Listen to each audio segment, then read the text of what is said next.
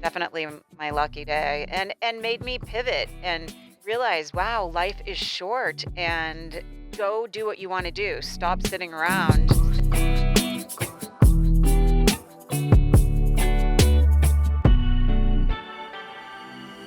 Hello again, and welcome to episode 12, season 2 of the Few podcast. We're highlighting women in power this series. And welcome again. My name's Robert Schein, the host, with my co-host Madison Evans. Hello, Madison. Hi, Rob. How are you doing? Good. How are you doing today? Good. We have a great show lined up. Lori Crete. She has a beautiful journey. Yes. And she's going to take us through her history, where she is. She owns 4 businesses right now. A very strong entrepreneur, but also has a great gift right now in terms of her vision for her future, which we'll get into, which specifically is about mentorship too. So she's not only, a strong business, entrepreneur, but also a great mentor. Yes, she's amazing. She was a part of our Confidence Summit this year in Rancho Mirage as a speaker, and she was incredible. So I'm excited to have her on the podcast today and hear more from her. It's going to be great. Yes. Lori, welcome to the Few podcast. Thank you for joining us today. Thanks for having me, Rob. I'm happy to be here. I always love our conversations. We have great conversations. And this is for our audience today to learn a little bit more about Lori, your life's journey, and you're very successful in what you do. And we're going to get into that. And I can't wait to talk about that, where you are, but your journey on the way is a great story. So I want to get into that. And you had great parents.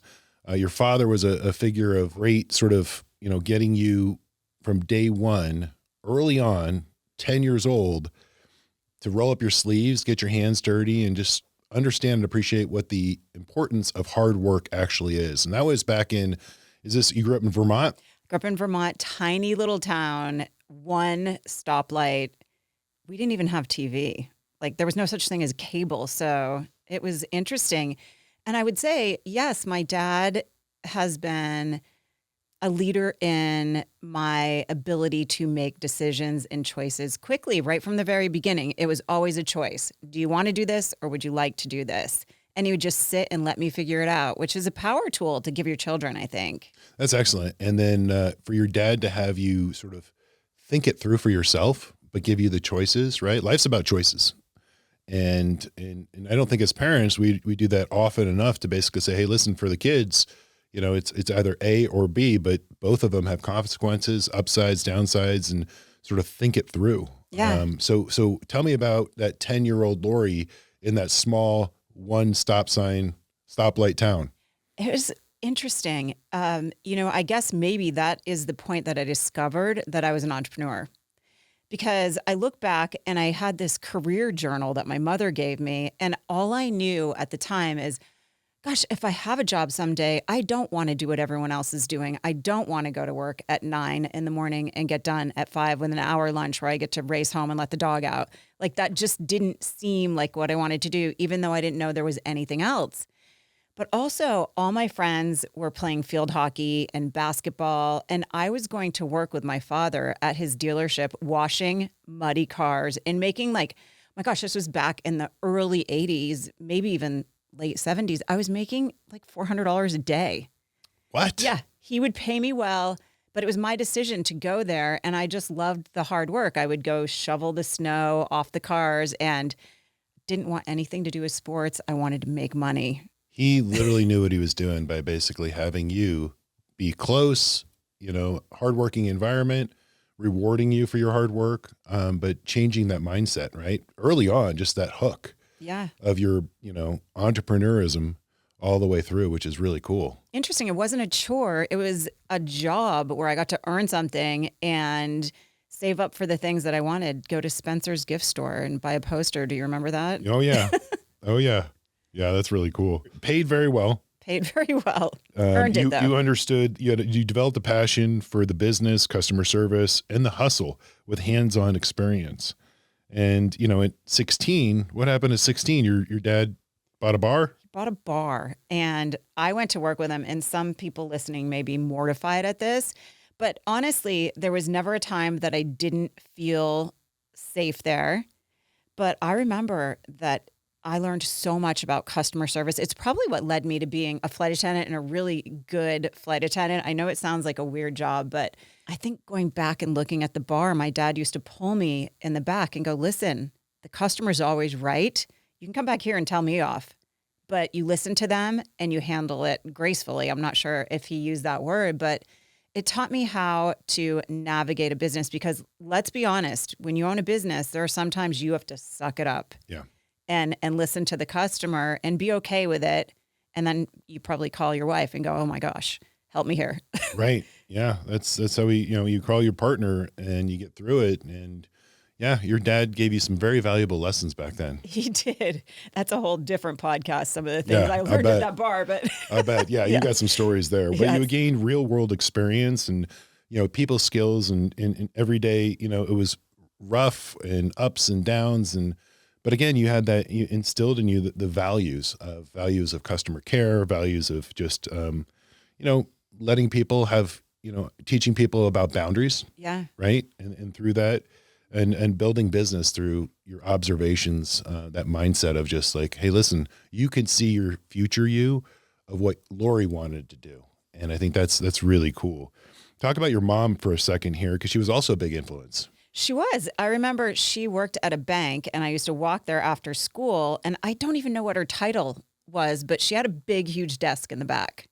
And it was kind of fun, like walking to the back, and I got to go in like the safe deposit box area and vault. Yeah. kind of learn a little bit about money and how it was handled. And this was back in the day when I remember people being so excited. They would come in on payday and stand in line to cash their checks. Crazy. Yeah, wild. Yeah. To see how it all operated and how much it's changed into this digital world is fascinating. Wow. You got a real world experience in there. And then that's where being in the bank environment, you also learned about financial responsibility and making time to, so you learned the hardworking ethics from your dad, your mom, fiscal and financial responsibility. It's a really solid upbringing right there out of the gate. I mean, most kids don't have that, right? And that's not taught in school. She just reminded me of that the other day. Okay. She's like, do you remember you had a Christmas club where you could save to buy other people Christmas Oh, that's presents? cool. And I do think that has somehow instilled this really beautiful generosity in me, because it never felt stressful to give somebody something. Like you had the means to do it. It was kind of cool. And then I still have savings bonds that she gave us every year for Christmas herself. And it was, you work hard and you save your money and you start, or you have to finish what you start. That was another thing that really helps you in your career later on. Maybe you don't always love it, but if you start something, just finish it. So it's a strong connection between desire, work ethic, and financial independence, which is really cool. Let's jump to 17. Your dad gave you a choice. What was that? The choice was, okay, you're graduating from high school. We'll help you go to college, or we will buy a business for you. And it was interesting because he had a vision of me owning a convenience store, but he was smart because it's where everybody drove by coming and going for lunch or to and from work. So it would have been successful. I know that he has a vision for those things, Yeah. but I didn't want to sit in that type of environment all day long. So even though I loved making money and I loved working, I thought, let me go to college and figure out what I want to do. And then maybe I'll come back and open the convenience store. I knew it wasn't a done deal if I wanted to do it. Right. You could always do it. Yeah. Okay. So at college, what did you study? I studied travel and tourism with a little bit of business sprinkled in. I mean, I had to take the economics and the algebra and all that stuff, but it was heavy on travel and tourism. But you did have sociology and economics. Sociology, yes, sociology, and fascinated with that class. I loved to learn about how the brain works and how people navigate their decisions It's in so society. It's fascinating. fascinating. And if you marry those two in the business environment, I mean, that's sort of like what marketing is. That's sort of the drivers of, human behavior. And so, yeah, it's exciting, but your travel and tourism was it for you. That was your passion. That was my passion for sure. And interesting, going back to sociology, I remember the teacher of that class saying something to me that I still think about in business all the time now. He said, by the time you're 30, you can probably count your real friends on one hand, and you don't even have to include your thumb. in that equation. And I feel like that is a business lesson as well. Like, who do you trust and who don't you trust? It's the circle absolutely. of the few. Yeah. It's the, your network of support. It's also your family and friends. Yeah. And it's important to constantly weed your garden, right? In terms of like who's in and barriers to be sent, and, how you're personally going to teach people how to treat you by who you are. Yeah. Very smart teacher there too. And a great life lesson. I heard the best little saying about weeds the other day in business. And that is, you have to pull the weeds because they compete with the flowers. Oh, that's great. Yeah. I loved that. That's really good. We're gonna have to write that one down and use that one again. I like that one. So just prior to graduation, you were hired as a flight attendant. Yeah, I was laying in bed, like probably studying for finals before I was going out to party senior week. Yeah. And I saw a little tiny classified ad, and then don't even ask me what I was doing reading the newspaper. I guess it was just divine that this all happened. And it said hiring flight attendants. And I go, well, why not? It's what I studied. I had always envisioned myself being in charge of a massive hotel somewhere exotic. That's awesome. So it's kind of crazy that I saw that ad. You could always own a hotel and call it the White Lotus. Yeah, I could have done that. It definitely would have been fascinating and right? interesting. That could be in your future. Oh, gosh. I don't know about that. That would be that's a sociological and psychology experiment all in one. Yeah, exactly. That'd be cool. So now you're a flight attendant, and, so for 15 years? I flew for a long time. I got hired in 1989 for a commuter airline, and then that went under. One day I was at work. I was in Rochester, New York. I got back from the mall, and the pilots were downstairs, and they go, you don't have a job anymore. What? And we have to find you a way home. The airline just shut down. So, literally in the middle of your workday. And I think back, I don't even know who picked me up, but I got on this little tiny airplane. They actually let me fly it home. Because if everyone was like, what the heck? Let's just go have that's fun. Crazy. Yeah. I got to land a plane and then, so I loved it though. I did that for 2 or 3 years. And then I started applying to the majors, which was wild because I remember walking in, no pressure, but you sit there in a group of people and they go, well, we're going to interview you today. We're going to ask you 3 or 4 questions. And for every one person we hire, there were 5,000 people that wanted your job. And I interviewed with 3 or 4 different airlines and didn't get it. And then I went to American Airlines in Dallas, Texas, and I got it. And oh my gosh, what a life lesson. I remember I had to pack up from my small town in Vermont. I had $2,000 to my name, and I was moving to Dallas, Texas, not knowing anyone. You don't get paid for training when you're a flight attendant, at least you didn't back then. And I just remember going, wow, you're really going to get to explore something and figure things out now. And this is going to be amazing. So you flew all around the world. I flew domestically. They considered anything over a large body of water international. So I pretty much stayed in the States, Canada, and Mexico. So how does that work? How do you guys, as flight attendants, and I would even imagine pilots, that's a rough schedule, right? Jet lag and getting back and forth in different times of day and night. It was crazy. It teaches you how adaptable we are as humans. True, because one day I would go to work, my flight would depart at 6 a.m. So you're getting up at 3 a.m. The next day I had to be at work at midnight, and you fly all night long.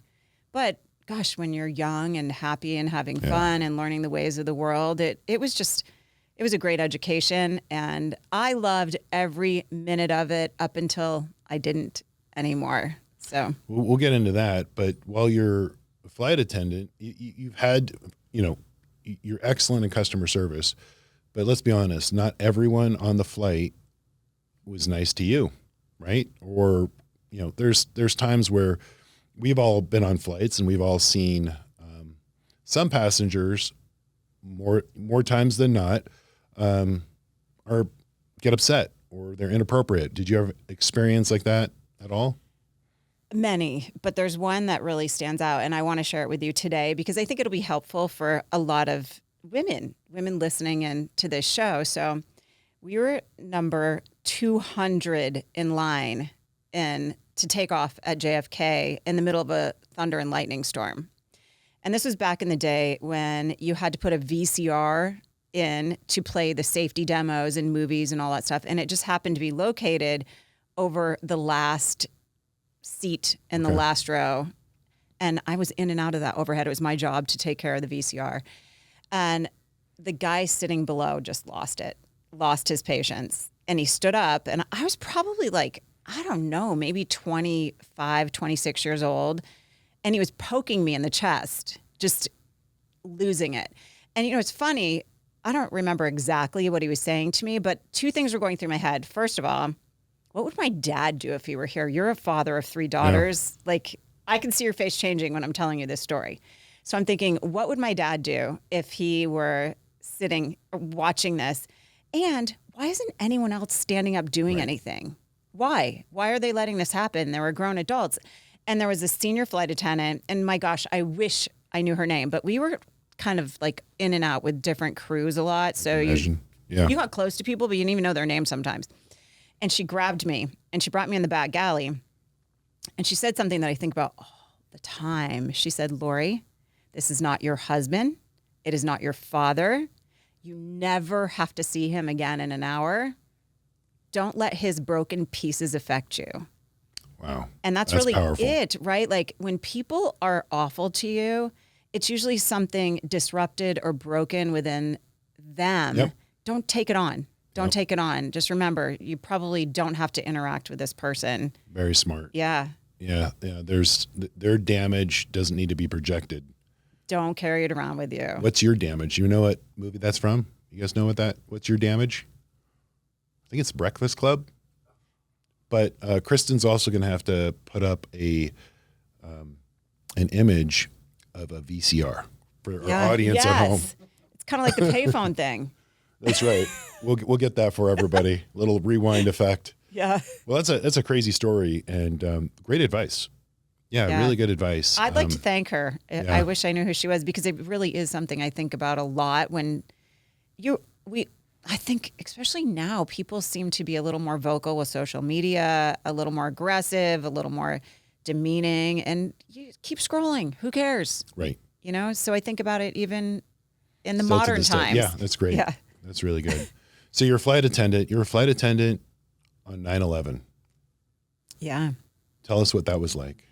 So I believe the universe listens to what you want. And I hadn't really wanted to be a flight attendant for quite some time. I think the universe will whisper to you. If you don't listen, it kind of shoves you a little bit. If you don't listen, it's eventually probably going to hit you over the head with a baseball bat. And so September 10th, I flew from Los Angeles, where I was based, to Boston.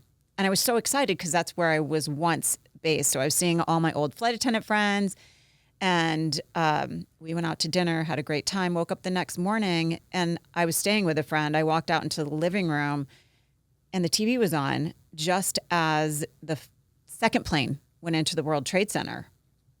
And then the phone started ringing, and I had to go speak to the Boston State Troopers and the FBI because they thought maybe I knew something because half of my crew from the day prior was on the first plane that went into the World Trade Center. And it was weird.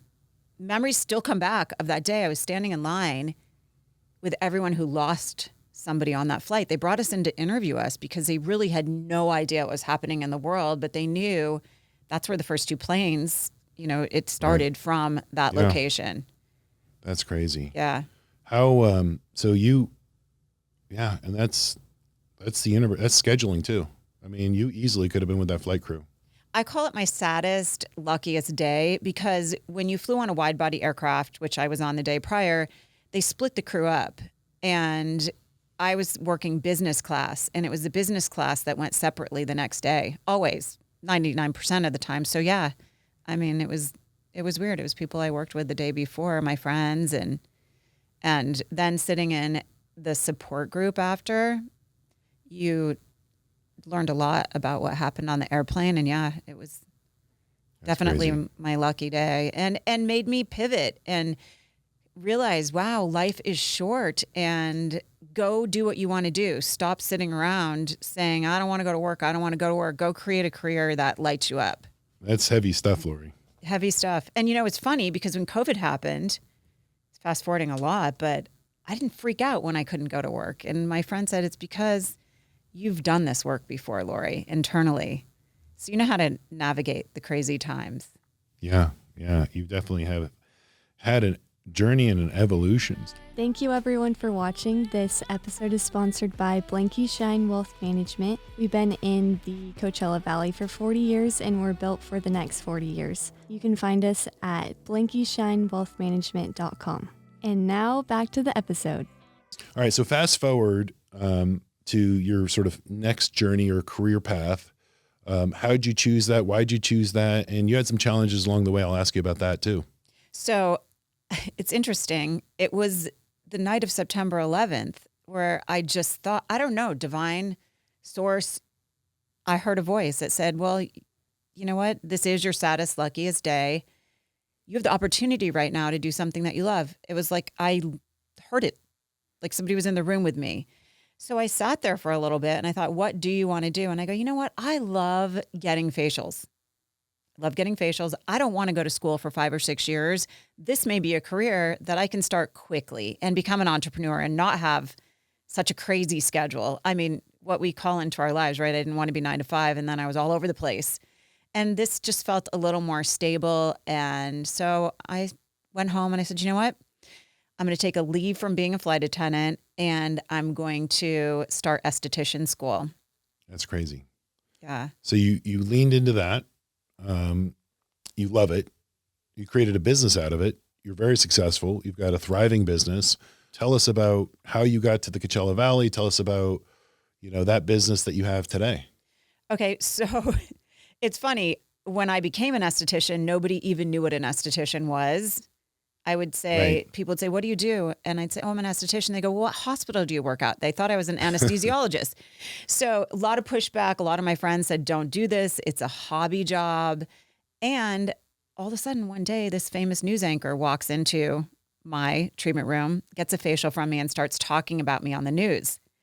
And literally would give my phone number out. Talk about Oh, wow. women supporting women. Yeah, that's great. Amazing. And then I ended up on the Osbournes. Oh, when no they had way. their Yeah, first reality show. Yeah. Because Sharon, at the time, it was on TV, she had cancer and she thought my facials were magical. They made her actually feel better. And that's when I realized, oh my gosh, I have don't a care what gift. anybody tells me. I have magic wands and they happen to be attached to my body, my hands. Yeah. Yeah. So, and then I started realizing that as estheticians, we aren't taught the business aspect of it.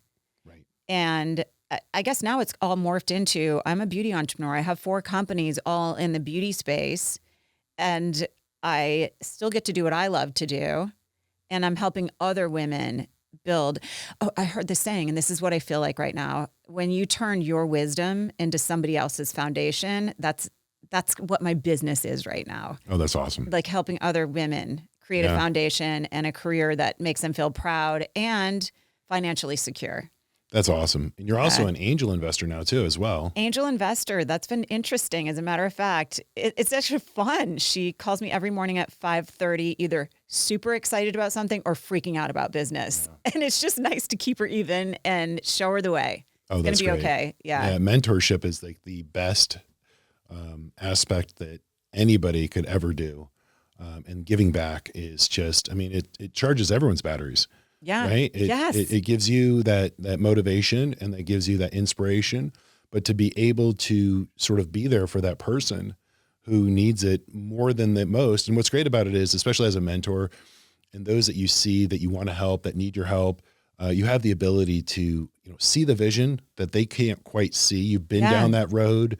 And then you can offer that encouragement, especially when there's down days, which are always going to be down days, right? That's the idea of being, you fail more times than you're successful, but you just keep at it. And it's the grind. I just told her that. I was sitting in my car talking to her before I came in here. Okay. And I said, listen, you have all the support you need. It's you. It's how much you want to fall in love with what you're doing. It's how much you want to commit to it. I said, and honestly, you have to commit to it just like you do your boyfriend. Yeah. She's very committed to her relationship. I said, bring that into your work life and you're going to crush all your competition. That's awesome. Fall in love with it. Yeah. Yeah, that's it. It's just, and then also fall in love with failure and learning from it. Yeah. I think that's for business owners, successful entrepreneurs, anybody who's done anything sort of bigger than them have understood the lessons are, life happens not to you, life happens for you. It's all an experience, and it's what you choose to do with it. Yeah. Experience and choices. I don't even like the word failure. I feel like it's just a lesson. I like to life replace lessons, it. Lesson. right? Yeah. Mm-hmm. I love that too. So you were too smart to be an esthetician. Too smart to be, which Right? is so funny to me. It's like so demeaning when somebody is traumatized trying to create a change in their life to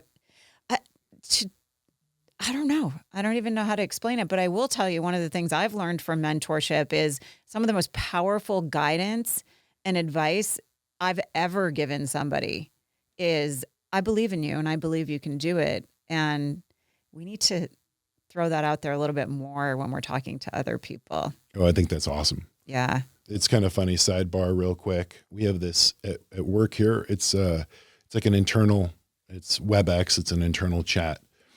And Madison, is going through some things in terms of the day with,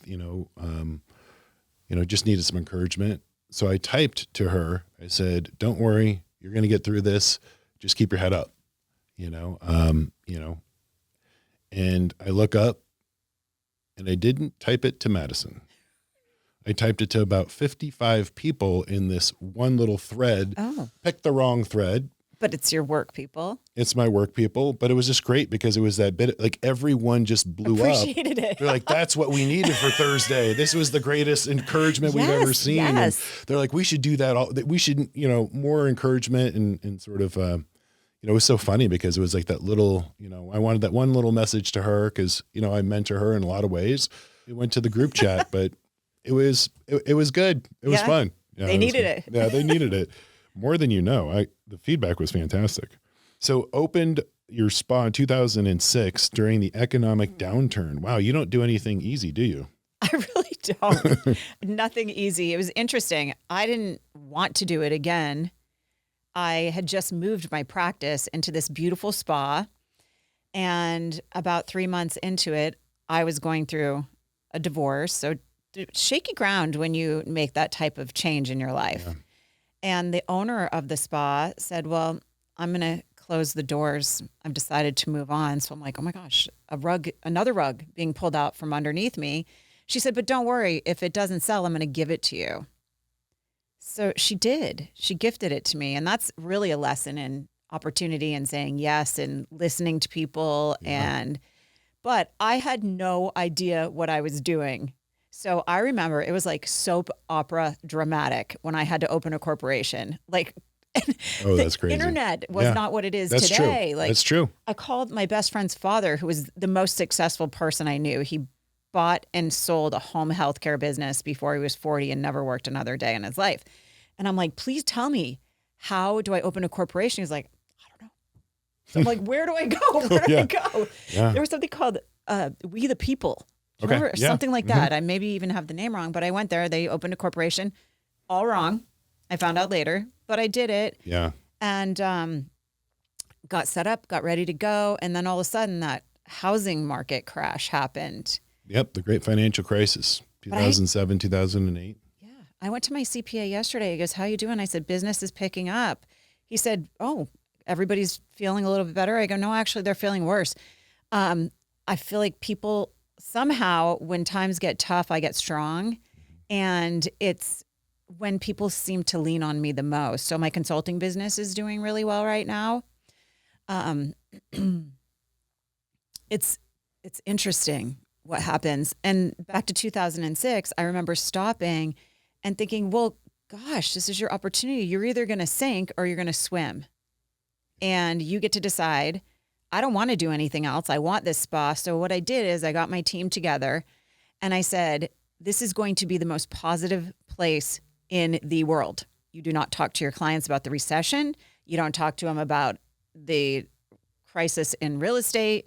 You make this a beautiful place for that. And I'm telling you, people were asking me, Lori, hold on, let me change my appointment to next week. I have to borrow against my retirement to book my facials with you.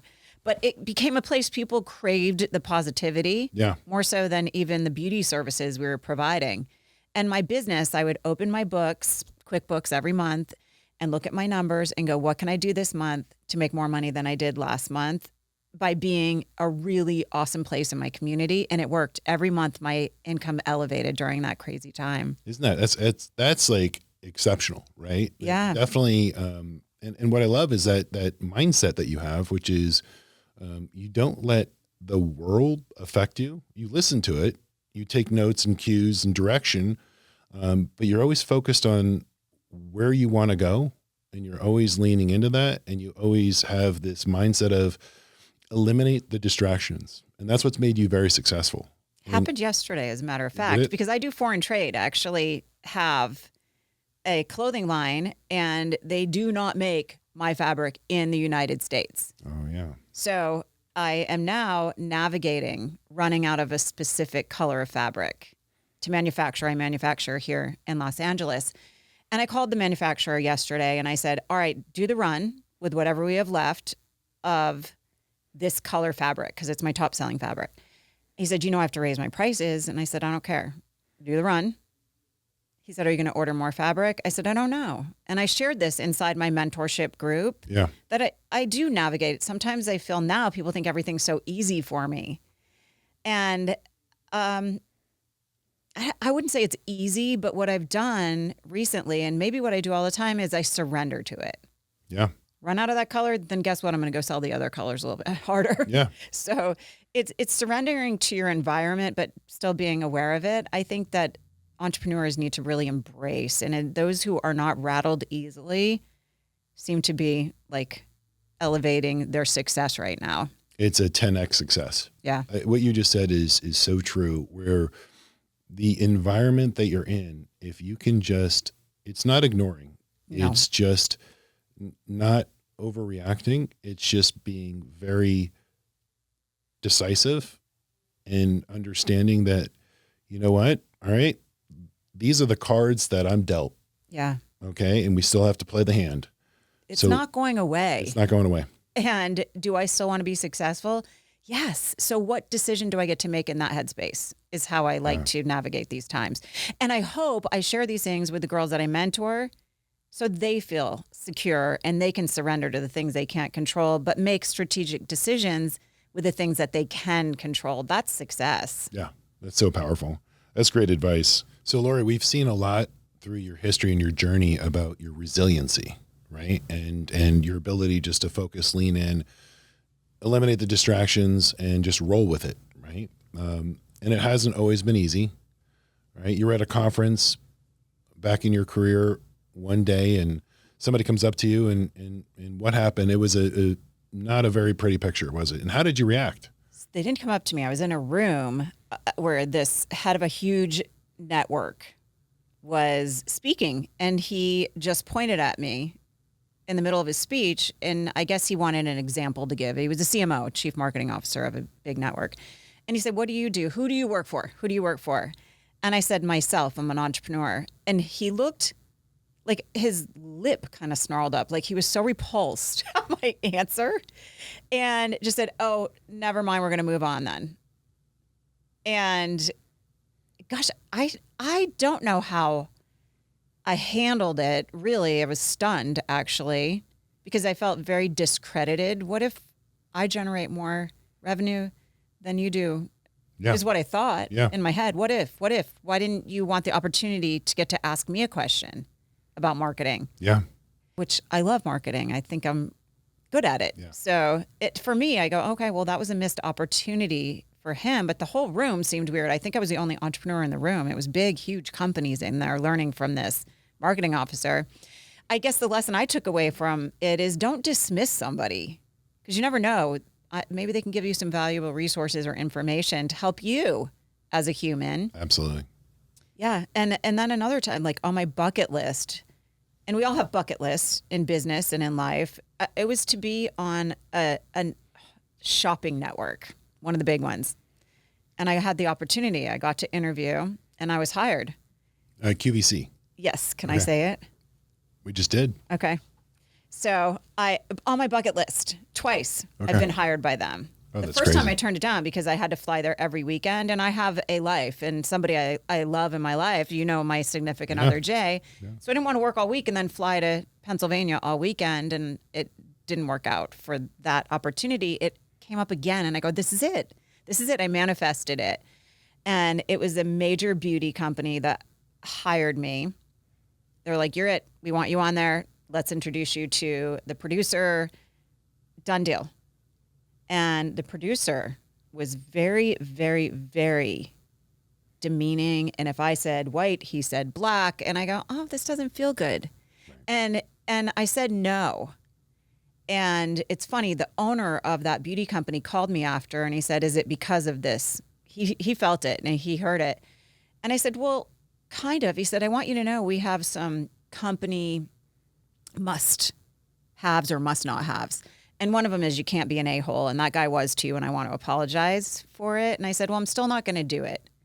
It just doesn't feel good. Yeah. And I don't want to be in that environment. And that was a powerful lesson for me in business. Big time. Is you don't have to say yes to things that don't feel good. That's good. Yeah. Really good. Yes. Oftentimes we just feel like, okay, so this is the way of the universe. This is where we're going. This is what we're meant to be. And then you get either obstacles or people say the wrong things, or if it's the wrong environment, it doesn't feel right. And then you're strong enough to have confidence enough to know, you know what? The answer is no. Yeah. Right? Yeah, the answer was no. But I love this company. I still do collaborations with them because they took the time. Yeah. They acknowledged it. They called me. They apologized. They supported me.